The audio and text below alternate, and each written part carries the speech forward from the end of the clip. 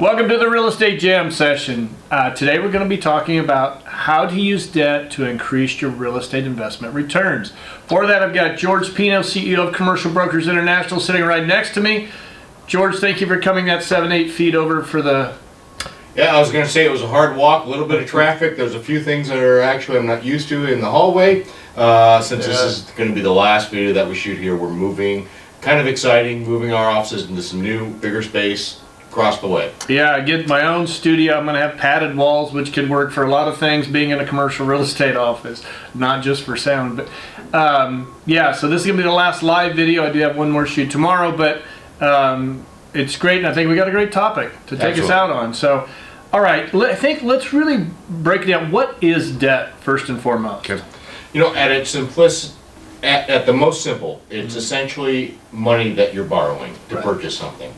There are different forms of debt that you can potentially go into, whether, you know, and different types of lenders as well that you can utilize for your returns for your assets, depending on the type of asset and what you're trying to accomplish. But, you know, there could be private debt, which is, it can be friends and family giving you some money to borrow to purchase a property. It can be your traditional banks. It can be insurance companies. It can also be private equity or private debt in the sense of there are private lenders out there that are not necessarily banks that have a little bit less criteria for loaning. So there's definitely some different opportunities there. Okay.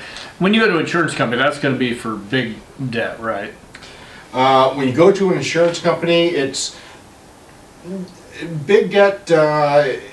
It's typically speaking, it's going to be above $1 million at least.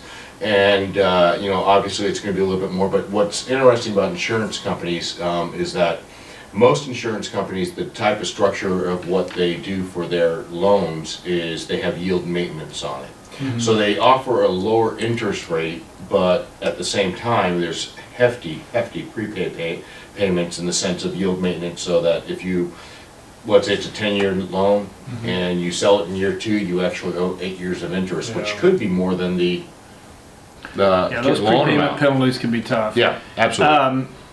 First of all, I guess for the newer people, how do I find debt? Okay. You know, best way, if you're working with an agent, ask them for some referrals. Number 2 is if you have really strong working relationships with your banking and you know, business banking or banking, talk to them as well. You know, sometimes they can offer some good debt as well on commercial property, especially multifamily. Where am I going to get my best deal? Your best deal? My best deal.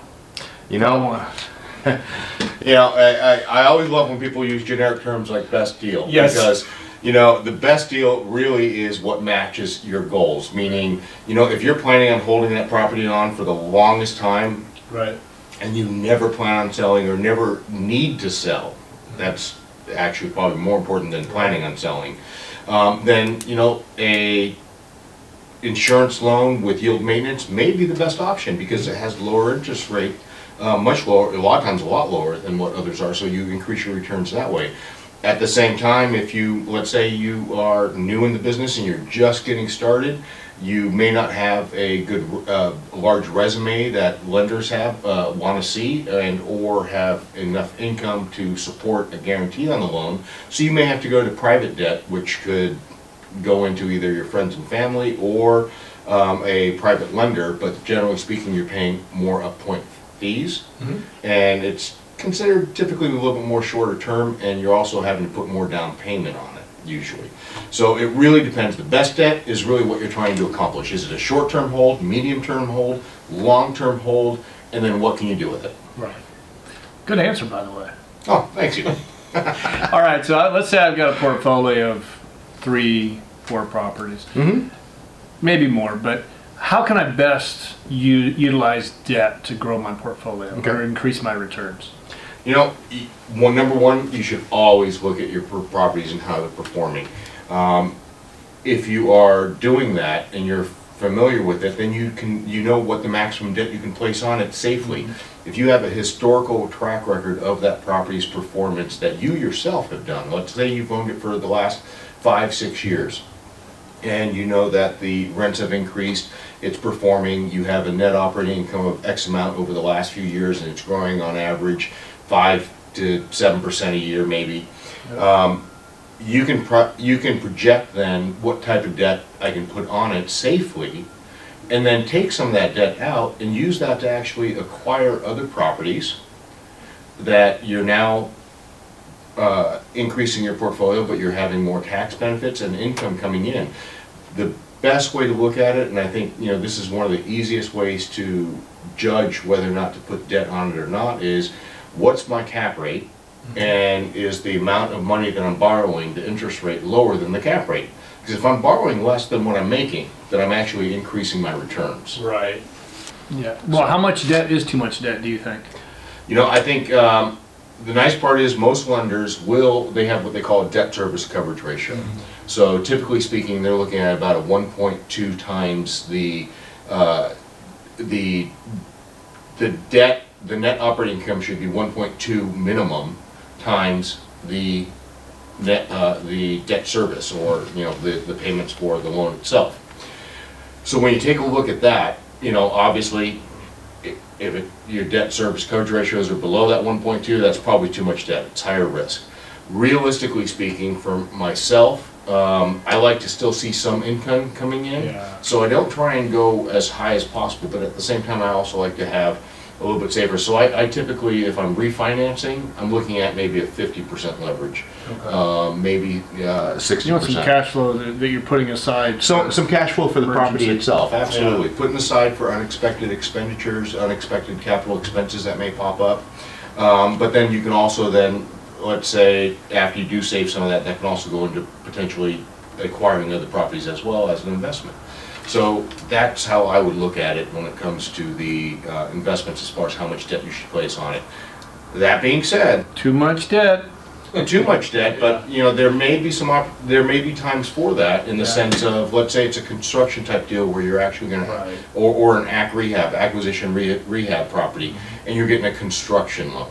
You might be able to finance 80% or more than actually what you're purchasing the property, of 80% of total cost. So not just the acquisition of the property, but also the construction costs that you're planning on doing to the property. Now, with that in mind, is that too much debt?